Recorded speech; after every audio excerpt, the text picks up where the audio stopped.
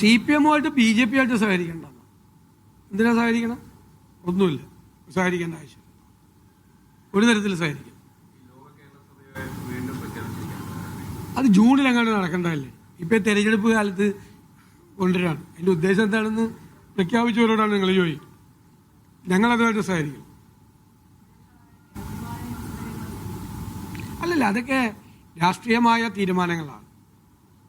അത് പാർട്ടി ദേശീയ തലത്തിലെടുക്കേണ്ട തീരുമാനമാണ്. കേരളത്തിലെ നേതാക്കന്മാരുമായിട്ട് ദേശീയ നേതൃത്വമായിട്ട് ആലോചിച്ചെടുക്കുന്ന തീരുമാനം. കാരണം ഇപ്പം ഞങ്ങൾ വേണമെന്ന് പറഞ്ഞാലും അത് അവർ സമ്മതിക്കണ്ടേ, വേണ്ട എന്ന് പറഞ്ഞാലും അതിനകത്ത് ഒരു ചർച്ചയുടെ ആവശ്യമുണ്ട്. അതൊന്നും ഇപ്പം ചർച്ച ചെയ്തിട്ടില്ല. അതൊക്കെ അതാത് പാർട്ടികളുടെ സ്ഥാനാർത്ഥി നിർണയമായിട്ട് വരുമ്പോൾ മാത്രം വരുന്ന കാര്യങ്ങൾ. ഇപ്പം ചർച്ചയിലില്ല.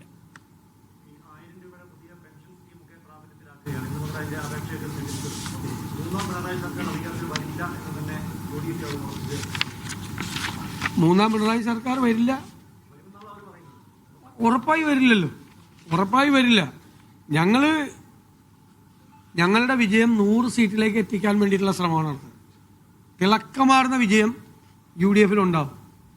ഇപ്പോൾ ഇത് ശരിക്കും ഞാൻ ഒരു കാര്യം പറയാം, ഈ ഗവൺമെന്റിനെതിരായിട്ടുള്ള പ്രതിഷേധം പൂർണ്ണമായി പ്രതിഫലിച്ചിട്ടില്ല. കാരണം ലോക്കൽ വിഷയങ്ങൾ ഒരുപാട് കാര്യങ്ങളൊക്കെ ഇവിടെ ഉണ്ട്. ശരിക്കും സർക്കാരിനെതിരായിട്ടുള്ള അതിശക്തമായ ജനങ്ങളുടെ വിരോധം, വെറുപ്പ് പ്രകടിപ്പിക്കാനുള്ള അവസരം മറ്റതല്ലേ. മറ്റത് ലോക്കൽ ഇഷ്യൂ, നമ്മുടെ ബന്ധുക്കൾ, അതൊക്കെ ഫാക്ടറായി കാണും അല്ലേ. പൂർണ്ണമായ അർത്ഥത്തിൽ ഒരു 100% രാഷ്ട്രീയമാണ് എന്ന് പറയും. ഉണ്ട്, പക്ഷെ ശരിക്കും വരുന്നത് അസംബ്ലിയിലല്ലേ, അത് വരാൻ പോകുന്നു.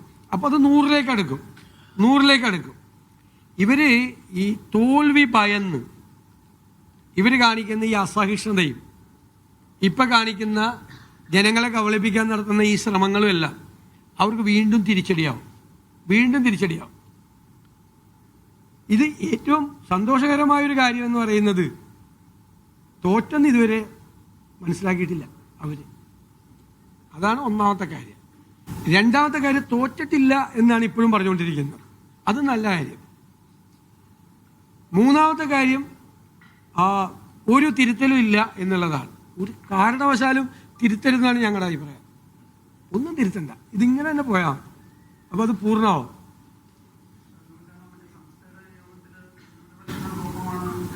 അല്ല, അതൊക്കെ പ്രസംഗിക്കുമ്പോൾ പറയാറുണ്ടല്ലോ.